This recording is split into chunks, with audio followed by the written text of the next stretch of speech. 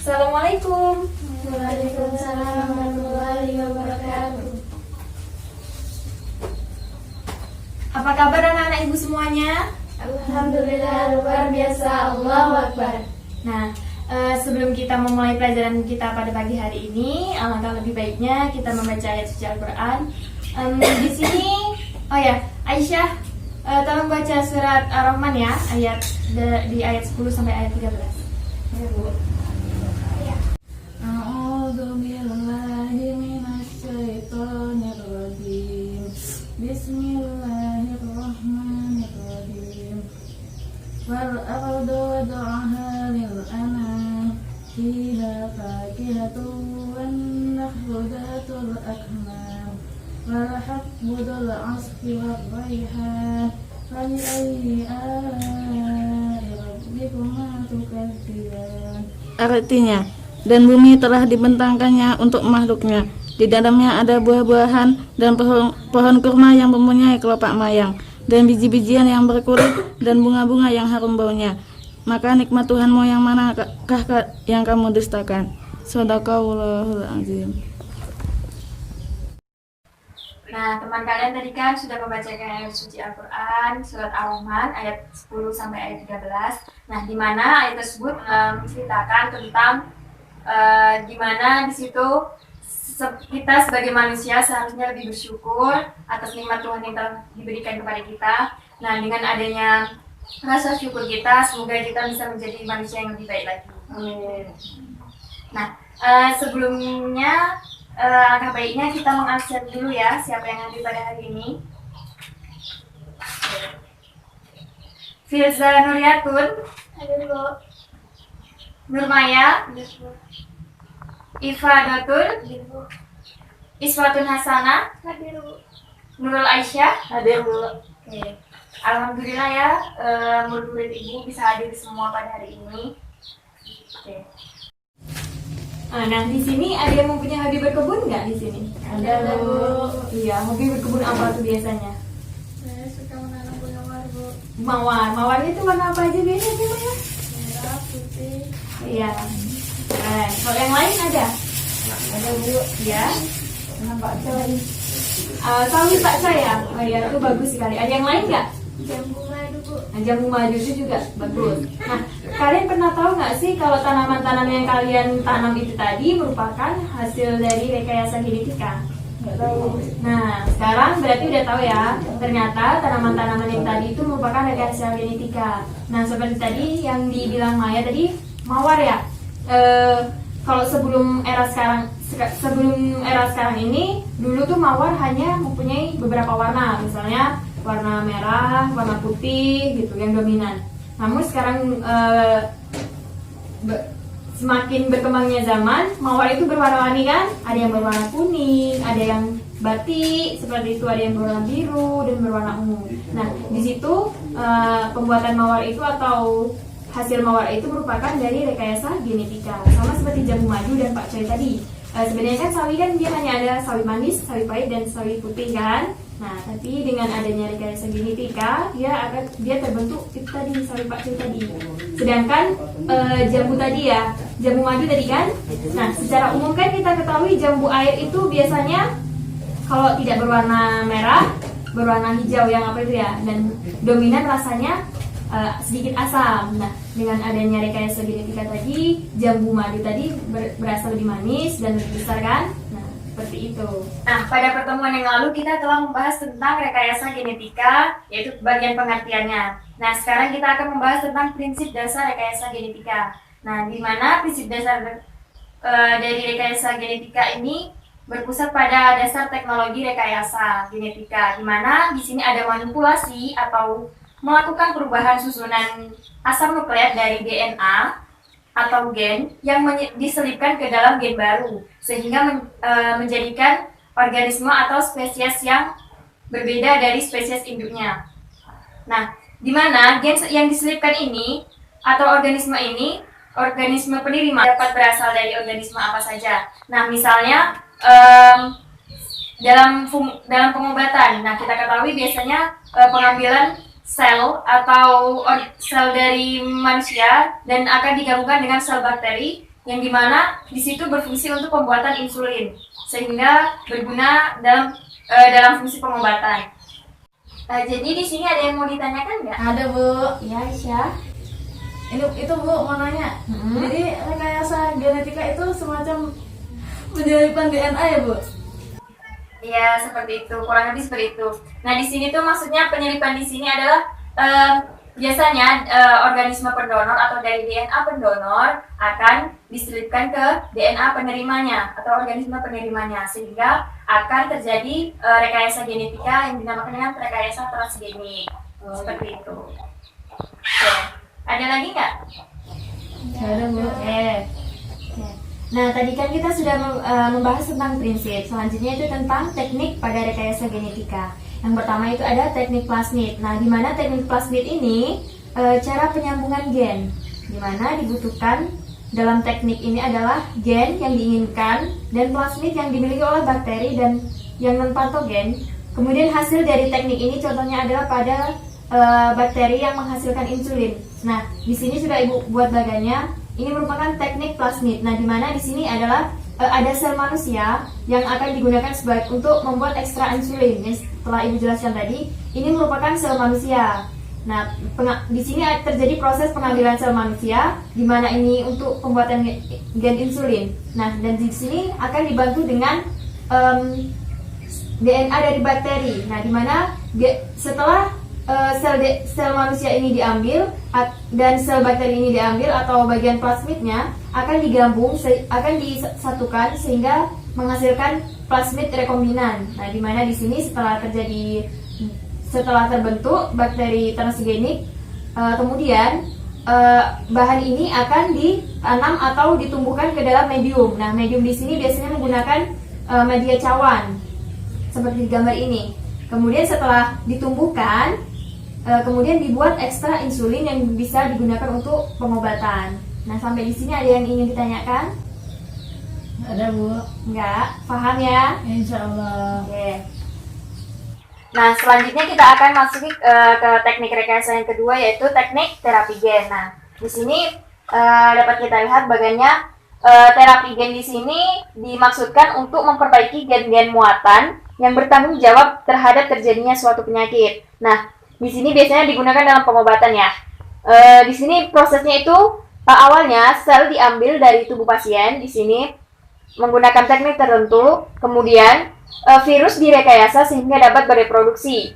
Di mana tadi sel yang diambil dari tubuh pasien ini akan dimasukkan ke dalam virus. Nah, setelah virus ini dimasukkan sel tadi, kemudian sebuah gen yang dimasukkan ke dalam virus ini akan terjadi penggabungan, di mana virus bergabung dengan sel pasien sehingga terjadi sel transgenik. Nah, setelah terjadi sel transgenik, kemudian sel tersebut akan dimasukkan kembali ke dalam tubuh pasien sehingga di sini terjadi pengobatan. Nah, di mana saat sel dimasukkan ke dalam tubuh akan terjadi reaksi, di mana reaksi ini akan mempengaruhi antibodi atau keadaan tubuh pasien.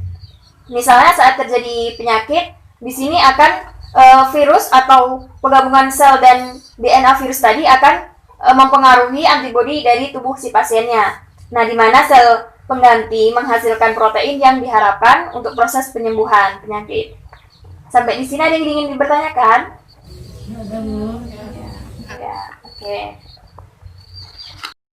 Nah, teknik selanjutnya itu ada namanya teknik fusi protoplas. Nah, di mana teknik fusi protoplas itu pembuatan sel yang di mana pembuatan sel di sini dihasilkan dari fusi antara sel limfosit dan di mana hasil dari fusi antar sel limfosit B ini akan menghasilkan namanya antibodi. Nah, di mana antibodi ini sangat berguna bagi tubuh kita. Nah, di sini prosesnya itu di mana di sini ada contohnya itu penggunaan tikus. Nah, di mana di sini antigen terjadi imunisasi di mana isolat sel imun atau sel pembentuk antibodi kemudian akan diambil dan di mana di sini ada sel tumor atau sel kanker yang kemudian akan difusikan, di mana di sini tekniknya namanya hibridoma yang kemudian teknik hibridoma ini akan disaring untuk antibodi yang diharapkan. Setelah terjadi pembentukan antibodi yang diharapkan, kemudian akan terjadi perluasan klon, atau di mana di sini perkembangan dari hasil rekayasa atau penggabungan antara sel pembentuk antibodi dengan sel tumor tadi. Setelah terjadi perluasan klon, kemudian antibodi monoklonal akan terbentuk, dan di mana di sini bisa digunakan sebagai antibodi monoklonal. Bagaimana, ada yang ingin ditanyakan? Ada, Bu. Ada.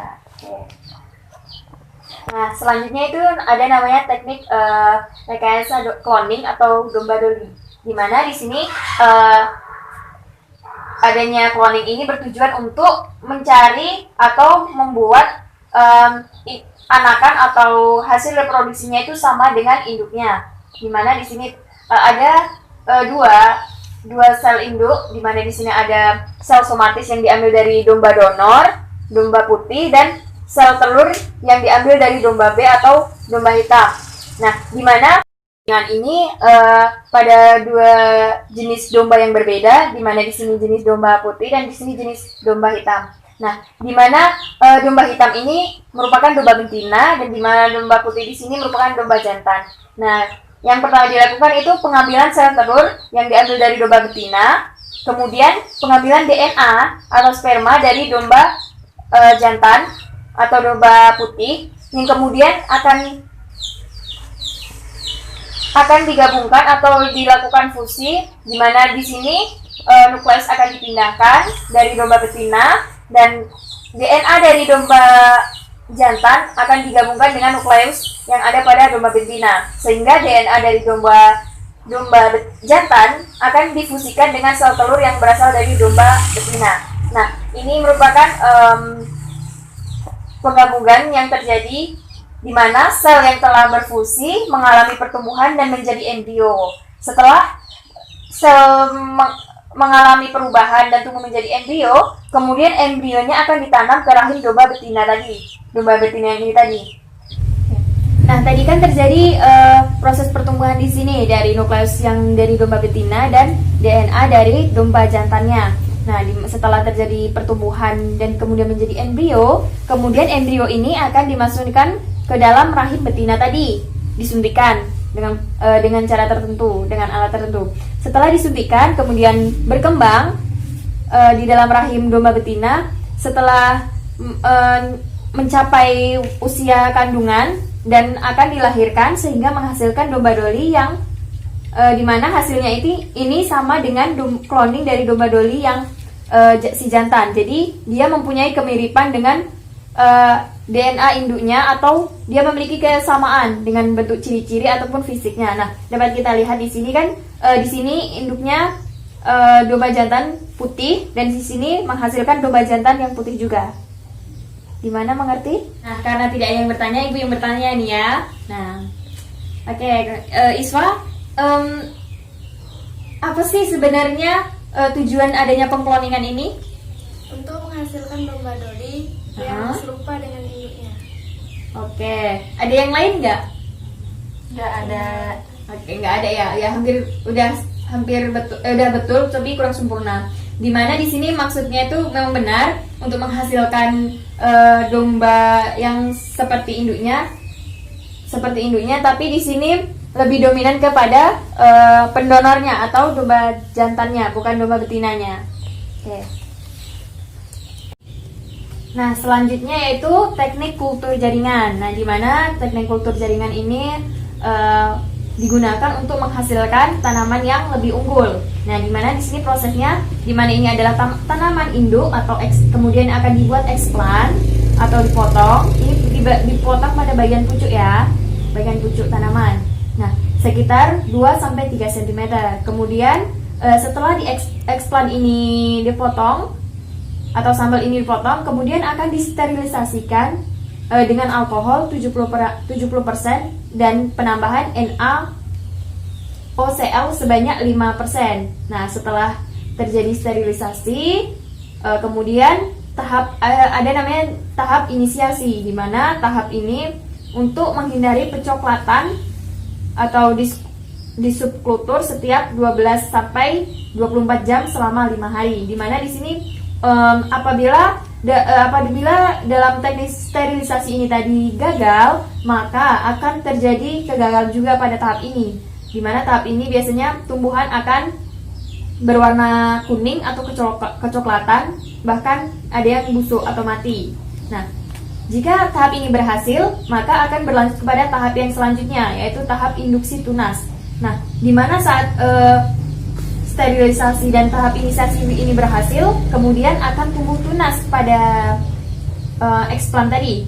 Nah, di mana kemudian setelah tumbuh tunas akan berlanjut ke tahap selanjutnya, yaitu namanya elongasi tunas. Nah, di mana ini akan berkembang menjadi lebih baik lagi atau lebih sempurna. Kemudian di sini ada subkultur yang berulang, di mana akan tumbuh lagi kembali akar dan proses pertumbuhan atau perkembangannya ini akan lebih baik dari tahap induksi yang pembentukan tunas tadi. Nah, setelah terjadi tahap elongasi tunas tadi, kemudian akan eksplan ini akan ditanam di media. Nah, medianya ini beragam. Ada dengan penggunaan serbuk, penggunaan busa atau yang lainnya. Nah, selanjutnya setelah tahap elongasi tunas ini kemudian akan bertahap ke tahap yang selanjutnya, yakni namanya aklimatisasi yang dimana terjadi selama 2-4 minggu, dimana tunas akan tumbuh dan berkembang, dan dia apabila pertumbuhannya ini berjalan dengan baik akan menghasilkan tanaman yang sama seperti induknya. Gimana, ngerti? Ngerti ya? Oke. Nah, kalau udah mengerti, sekarang ibu yang nanya ya. Ada yang tahu nggak tujuan dari adanya kultur jaringan ini? Siapa yang tahu boleh tunjuk tangan. Ya, Bu. Ya, Firza. Untuk menemukan sel atau jaringan dari organ tubuh tanaman. Oke, bagus. Udah benar ya? Teman-teman yang lain paham nggak? Paham. Oke. Nah, tadi kan kita sudah membahas tahap-tahap dan teknik dari rekayasa genetika ya. Selanjutnya kita akan membahas tentang kekurangan dan kelebihan dari kultur jaringan ini. Karena dimana pada penerapan kehidupan sehari-hari kultur jaringan ini sangat banyak digunakan dibandingkan dengan teknik yang lain. Karena teknik kultur jaringan ini bersifat ekonomis, misalnya kalau pada masyarakat itu sering menggunakan kultur jaringan pada pisang, di mana perbanyakan dari eksplan pisang yang digunakan untuk menumbuhkan tanaman dari eksplan tadi. Nah, di sini ada kekurangan dan kelebihan dari kultur jaringan. Yang pertama kita akan membahas tentang kelebihannya terlebih dahulu. Nah, kelebihan dari kultur jaringan ini bibit atau hasil yang didapat berjumlah banyak dengan waktu yang relatif singkat. Itu yang pertama. Kemudian kelebihan kultur jaringan yang kedua yaitu memiliki sifat identik dengan induk atau dia persis sama. Jadi dia itu tidak mempunyai variasi. Misalnya pada era ini tuh ada yang tahu jambu madu?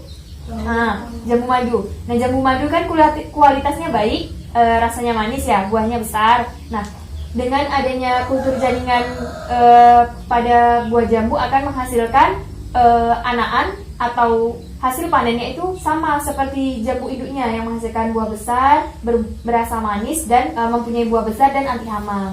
Nah, selanjutnya itu kelebihan yang ketiga itu dapat diperoleh sifat-sifat yang dikehendaki. Seperti yang tadi, dia tujuannya dikehendaki di sini maksudnya dia orang yang melakukan kultur jaringan tadi bertujuan untuk menghasilkan hasil yang atau tumbuhan yang unggul seperti tadi buah manis besar dan anti hama.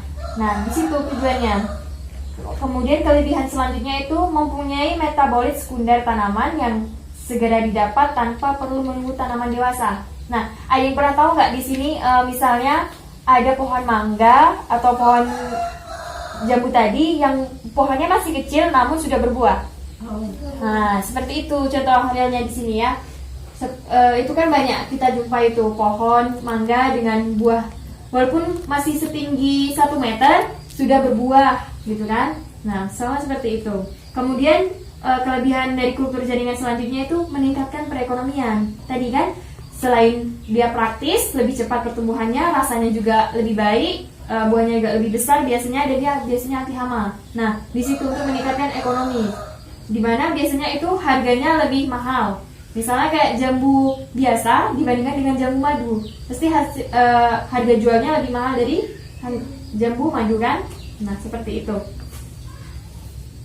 Selanjutnya itu kita akan membahas tentang kekurangan kultur jaringan. Nah, di sini selain kelebihan tadi, ada beberapa juga tentang kekurangan dari kultur jaringan. Nah, di mana bibit yang hasil kultur jaringan ini sangat rentan terhadap hama penyakit dan udara luar, gitu. Misalnya jambu madu tadi, di sekitar lingkungan jambu madu tadi terdapat beberapa jambu madu. Nah, otomatis apabila salah satu jambu madu diserang oleh hama penyakit, maka jambu madu di sekitar lingkungan itu akan terserang penyakit semua, dan tidak ada yang bisa bertahan dari serangan penyakit tersebut.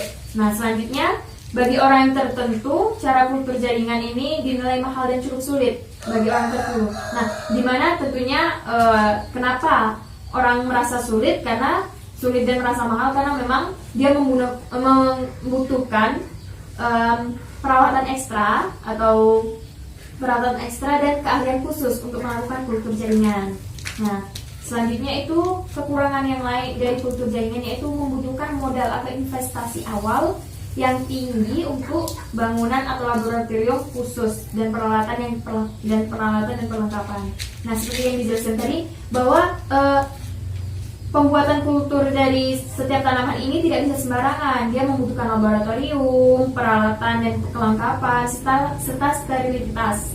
Dimana apabila komponen-komponen tadi berkurang atau bahkan tidak memenuhi, otomatis hasil kulturnya itu tidak dapat terjadi dengan baik, seperti itu. Selanjutnya kekurangan dari kultur jaringan yang keempat yaitu diperlukannya persiapan sumber daya manusia yang handal untuk mengerjakan kebanyakan kultur jaringan. Nah, seperti tadi, misalnya laboratorium sudah tersedia, tumbuhan sudah tersedia,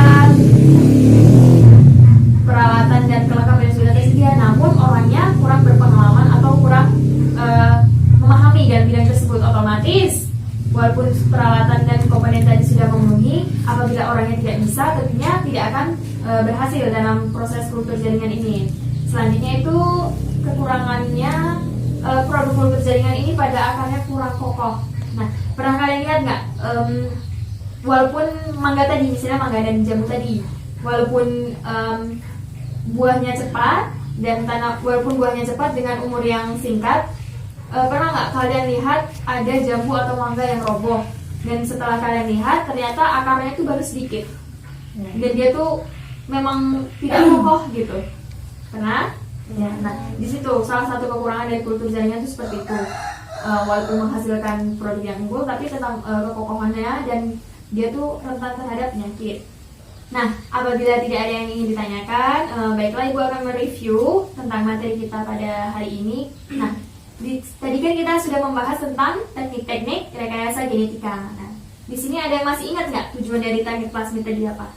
Untuk menghasilkan insulin. Oke, bagus. Nah, jadi tujuan dari terapi gen ini apa? Ada yang tahu nggak? Untuk pengobatan. Untuk pengobatan aja. Oke, tidak apa juga ya. Selanjutnya, kalau teknik hibridoma, apa nih yang antibody? Pembentukan antibody. Oke, jadi teknik hibridoma ini untuk pembentukan antibody. Coba diulangi. Untuk pembentukan antibody. Oke. Selanjutnya itu kultur dari kultur jaringan. Tujuan dari kultur jaringan tadi? Untuk menghasilkan sel dari organ tumbuhan. Oke, bagus. Oh ya, lupa Ibu. Cloning. Untuk apa tadi? Siapa tadi? Islah. Untuk apa tadi? Untuk menghasilkan anakan yang sama dengan induknya. Oke. Coba diulangi lagi ya dari awal ya. Teknik plasmid tadi untuk apa?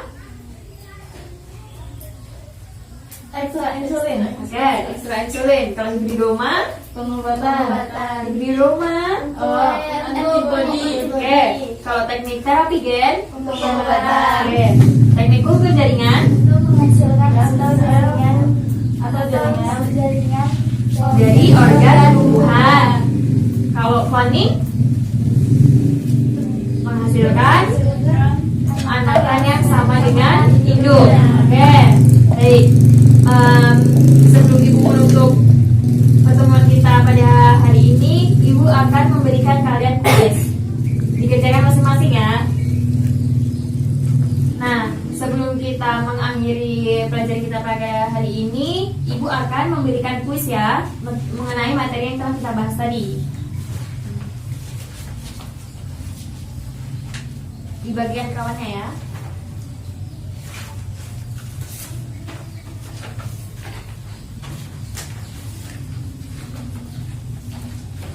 Baik.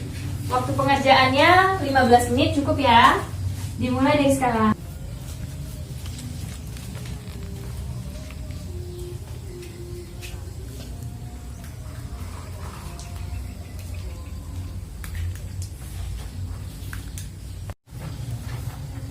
Baik, waktunya sudah 15 menit. Boleh dikumpulkan ya tugasnya.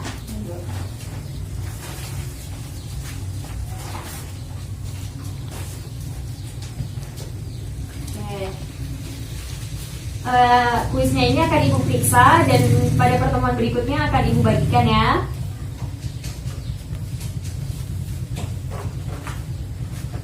Nah, baik, untuk mengakhiri pertemuan kita pada hari ini, marilah kita bersama-sama mengucapkan hamdalah. Alhamdulillahirabbil alamin. Hati-hati di jalan.